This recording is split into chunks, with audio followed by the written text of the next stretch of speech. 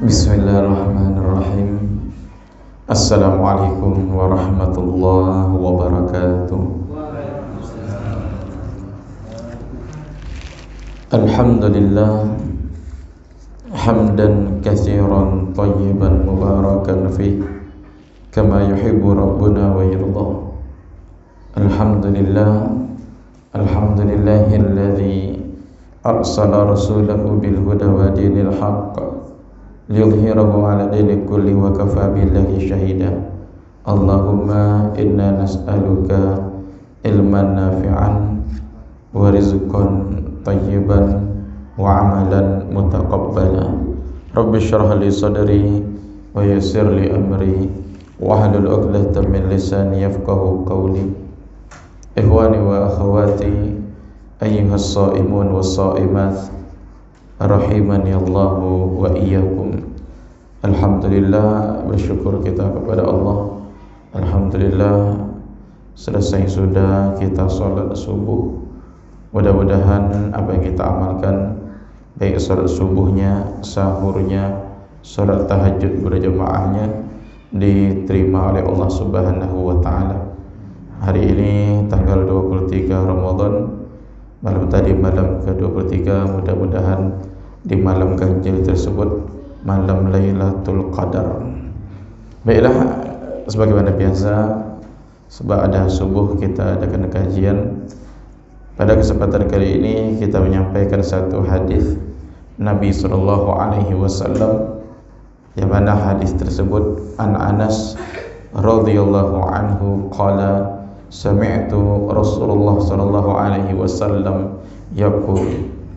Dari sahabat Anas bin Malik, semoga Allah meridhoinya, dia berkata, saya mendengar Rasulullah sallallahu alaihi wasallam bersabda, qala Allah ta'ala, Allah berfirman. Nabi bersabda, Allah berfirman, berarti hadis qudsi. Qudsi artinya kudus, maknanya hadis yang disandarkan kepada zat yang maha kudus, yang maha suci, yaitu Allah Subhanahu wa ta'ala. Allah Subhanahu wa ta'ala berfirman dalam hadis kursi, ya bana Adam, innaka ma da'awtani wa rajautani ghafartu laka ala ma kana minka wala ubali. Wahai anak Adam, kata Allah, sesungguhnya selagi engkau berdoa dan berharap kepadaku, maka aku ampuni dosa yang telah engkau lakukan. Dosa yang telah engkau lakukan, wala ubali, dan saya tidak peduli. Ya bani Adam, wahai anak Adam, law balagat dzunubuka ananas sama, kalau seandainya dosa engkau sampai setinggi awan di langit, thumma astaghfartani ghafartu laka, kemudian engkau memohon ampun kepadaku, maka aku ampuni dosa engkau. Ya bani Adam, wahai anak Adam, law ataitani bi qurabil ardi khataya, seandainya engkau datang kepadaku membawa dosa sepenuh bumi, thumma laqitani, kemudian bertemu denganku, artinya bertemu dengan Allah Subhanahu wa ta'ala, la tusyriku bi syai'a la ataituka bi qurabiha maghfiratan, datang bertemu kepadaku dengan tidak menyekutukan aku sedikit pun, maka aku datangkan kepada engkau pengampunan sepenuh bumi. Hadis riwayat Imam Tirmidzi, hadisun hasan, hadis derajatnya hasan. Baiklah ikhwani wa akhwati azanillahu wa iyyakum, ini hadis menjelaskan tentang luasnya ampunan Allah Subhanahu wa ta'ala. Ada 3 amalan berdasarkan hadis ini yang hendaklah kita lakukan agar dosa kita diampuni oleh Allah. Pertama, berdoa kepada Allah disertai dengan harapan. Yang kedua, beristighfar, mohon ampun kepada Allah. Yang ketiga, jaga akidah, tauhidkan Allah, jangan menyekutukan Allah sedikit pun. Sebelum kita jelaskan hadis ini, Ini hadis dari sahabat yang bernama Anas bin Malik. Anas bin Malik ini sahabat Nabi sallallahu alaihi wasallam, pelayan Nabi ketika Rasulullah berada di Madinah. Jadi ketika Nabi hijrah dari Mekah ke Madinah, datang emaknya Anas. Siapa nama emak Anas? Ummu Sulaim. Ummu Sulaim binti Milhan. Jadi datang Ummu Sulaim bawa anaknya yang bernama Anas. Saat itu baru umur 10 tahun. Datang kepada Rasulullah, "Ya Rasulullah, wahai Rasulullah, hadza Anas gulamun yakhdimuka." Wahai Rasulullah, ini anak saya namanya Anas, seorang anak yang akan melayani engkau. Ketika dibawakan kepada Nabi, lalu Nabi doakan, kata Nabi, "Allahumma akthir malahu wa waladahu." Ya Allah, banyakkanlah hartanya dan banyakkan anaknya, wa adkhilhul jannah, masukkan dia ke dalam surga. Ini doa Nabi ya. Apa yang didoakan oleh Nabi terbukti. Anas ini termasuk sahabat yang kaya, yang banyak kebunnya. Dalam salah satu riwayat dikatakan beliau ini punya banyak kebun kurma yang mengeluarkan aroma kasturi. Kalau yang lain panen kurmanya sekali setahun, kalau kurma kebun Anas ini 2 kali setahun. Itu pula ajaib ya, anehnya kebun kurma milik Anas bin Malik. Jadi Nabi doakan dia banyak harta, banyak anak. Di dalam kitab Al-Minhaj dikatakan anak Anas bin Malik ini sampai 100 orang lebih. 100 orang jadi ulama semua, penghafal Al-Quran. Masya Allah ya. Anak 100 orang. Tentu emak dari anak-anaknya juga banyak ya. Karena kalau satu orang tak mungkin. Anaknya banyak. Kemudian Nabi doakan, wa adkhilhul jannah, masukkan dia ke dalam surga. Nah, jadi 10 tahun Anas bersama Rasulullah sallallahu alaihi wasallam. Kemudian setelah Nabi meninggal, beliau pindah ke negeri Basrah. Basrah itu di Irak. Pada tahun 90 beliau pun meninggal dunia. Ini tentang Anas bin Malik ya. Jadi intinya Anas bin Malik itu pelayan Rasulullah sallallahu alaihi wasallam selama Nabi berada di kota Madinah selama 10 tahun. Nah, kata Anas, saya mendengar Nabi bersabda, Allah berfirman. Apa firman Allah dalam hadis kursi? Wahai anak Adam, sesungguhnya selagi engkau berdoa dan berdoa disertai dengan harapan, maka aku ampuni dosa engkau dan aku tak peduli, kata Allah. Masya Allah, ini menunjukkan Allah subhanahu wa ta'ala maha pengampun. Sebesar apapun dosa yang kita lakukan, maka lebih besar lagi pengampunan dari Allah subhanahu wa ta'ala. Allah tak peduli sebesar apa dosa kita.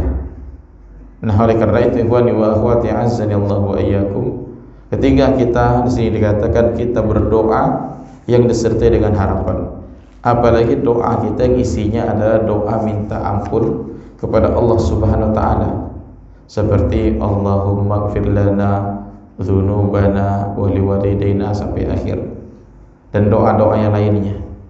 Nah, ketika kita berdoa kepada Allah dengan catatan kita berharap doa kita Allah kabulkan, maka insya Allah Allah akan ampuni dosa kita. Ikhwani wa akhwati a'azzanillahu wa iyyakum, ketika kita berdoa kepada Allah menunjukkan bahwa kita butuh kepada Allah subhanahu wa ta'ala, karena kita adalah makhluk yang lemah, dan doa kita dijadikan pula ibadah. Saya ulangi, ketika kita berdoa kepada Allah, kita butuh kepada Allah, kemudian doa kita dijadikan ibadah. Walaupun doa kita tidak Allah kabulkan, tapi dengan berdoa tersebut Allah jadikan ibadah. Sudah dapat pahala dengan berdoa kepada Allah subhanahu wa ta'ala. Dan Allah senang ketika kita berdoa. Artinya ketika kita meminta kepada Allah, Allah senang. Sebaliknya kalau kita tidak meminta kepada Allah, Allah marah. Beda dengan manusia ya. Kalau manusia kita minta marah, tidak minta baru senang, itu manusia. Nah kalau Allah kebalikan, di saat kita makin banyak minta kepada Allah, Allah makin senang dengan permintaan kita. Oleh karena itu di dalam Al-Quran, di dalam surah Ghafir ayat 60, Allah katakan, wa qala rabbukum ud'uni astajib lakum. Rabb kalian mengatakan, berdoalah kepadaku, niscaya aku kabulkan. Innal ladzina yastakbiruna an ibadati. Sesungguhnya orang-orang yang sombong dari beribadah kepadaku, artinya tak mau berdoa, saya dahuluna jahannama dakhirin. Mereka akan dimasukkan ke dalam neraka jahanam dalam keadaan hina. Artinya orang-orang yang tak mau berdoa, yang tak mau beribadah kepada Allah, maka Allah akan masukkan ke dalam neraka jahanam dalam keadaan hina. Nah oleh karena itu Nabi anjurkan kita untuk berdoa. Ada salah satu riwayat menyatakan, hadis sahih riwayat Imam Muslim, kata Nabi, ma min muslim yad'u bi da'watin laisa fiha ithmun wala qati'atur rahim. Tidaklah seorang muslim ketika dia berdoa meminta kepada Allah Subhanahu wa taala, yang isi doanya itu bukan perkara dosa, tidak pula untuk memutuskan silaturahim, maka Allah Subhanahu wa taala akan mengabulkan dari salah satu yang tiga. Artinya kita berdoa minta kepada Allah, salah satu yang tiga ini Allah kabulkan. Apa salah satu yang tiga? Imma ayyu ajjala lahu da'watuh. Pertama, Allah kabulkan segera doanya. Ini pertama. Artinya kita berdoa Allah kabulkan segera. Kalau seandainya tidak, maka yang kedua. Yang kedua, imma ayyadakhiruha fil akhirah. Allah simpan doanya di akhirat kelak. Jadi yang kedua, Allah simpan doanya, nanti ambil di akhirat sebagai tabungan. Kemudian yang ketiga, wa imma ayyasrifa anhu minassu. Allah akan palingkan dia dari keburukan, Allah hindari dari musibah. Ini keuntungan orang yang berdoa, salah satu tiga dapat. Apa yang ketiga? Salah satu tiganya Allah kabulkan dengan segera. Kalau tidak dikabulkan, nanti ambil di akhirat. Ambil di akhirat. Nah kemudian yang ketiga apa? Allah akan hindari dari musibah, dari mara bahaya. Balik kampung mudik ya, untuk hari raya. Tak boleh mudik ya. Anggaplah kapan mudik atau balik kampung ya. Alhamdulillah Allah selamatkan di perjalanan. Selamatkan di perjalanan sampai tujuan pergi dan pulang. Ini boleh jadi berkat doa kita selama ini. Di satu sisi Allah tidak kabulkan, namun di satu sisi Allah Subhanahu wa taala hindari kita dari musibah. Makanya ketika para sahabat mengatakan, wahai Rasulullah, idzan nukfir, kalau begitu kita perbanyak doa. Qala Allahu aktsar. Kata Nabi, ya, makin banyak berdoa maka Allah makin banyak untuk mengabulkan. Makin banyak Allah kabulkan doa kita. Jadi intinya ikhwani wa akhwati azanallahu wa iyyakum, berdoa salah satu sebab agar dosa kita Allah ampuni ya. Berdoa minta kepada Allah, apalagi 10 terakhir Ramadan. 10 terakhir Ramadan, apalagi di malam Lailatul Qadar, di sepertiga terakhir. Itu waktu-waktu mustajab. Waktu diperhatikan juga antara azan dan iqamah. Ini waktu yang mustajab untuk berdoa. Tambah lagi sikap-sikap kita berdoa. Kata Nabi, ud'ullah wa antum muqinuna bil ijabah. Berdoalah kepada Allah kalian yakin doa itu dikabulkan. Apa sebab? Fa innallaha la yaqbalu du'aan min qalbin ghafilin lahin. Allah tidak mengabulkan doa dari hati yang lalai. Hati yang lalai, hati yang lengah. Karena ada orang berdoa, dia hanya berdoa ngangkat tangan, tapi pikiran tak tahu tak kemana. Apa yang diminta tidak tahu. Atau mungkin hanya pandai mengaminkan saja. Dia pun tidak tahu apa isi dari doanya. Ataupun dia berdoa tapi dia lalai. Dia banyak maksiat, dia meninggalkan perintah Allah Subhanahu wa taala. Nah, oleh karena itu kita berdoa yakin doa kita Allah kabulkan. Jangan ragu dalam berdoa. Ada orang berdoa, ya Allah, kabulkanlah doa saya kalau Kau mau. Kalau tak mau tak masalah lah ya Allah. Ini orang yang tanggung-tanggung dalam berdoa. Jadi betul-betul berdoa, yakin minta kepada Allah, Allah mengabulkan doa kita. Jadi intinya berdoa, insya Allah salah satu sebab dosa kita diampuni oleh Allah. Kemudian yang kedua agar diampuni adalah istighfar. Yang ketiga mentauhidkan Allah Subhanahu Wa Taala. Insya Allah dua poin terakhir akan kita jelaskan pada pertemuan berikutnya. Wassallallahu ala nabiyyina Muhammad wa ala alihi wa sahbihi wasallam. Subhanaka Allahumma wa bihamdik asyhadu an la ilaha illa anta astaghfiruka wa atubu ilaik. Assalamualaikum warahmatullahi wabarakatuh.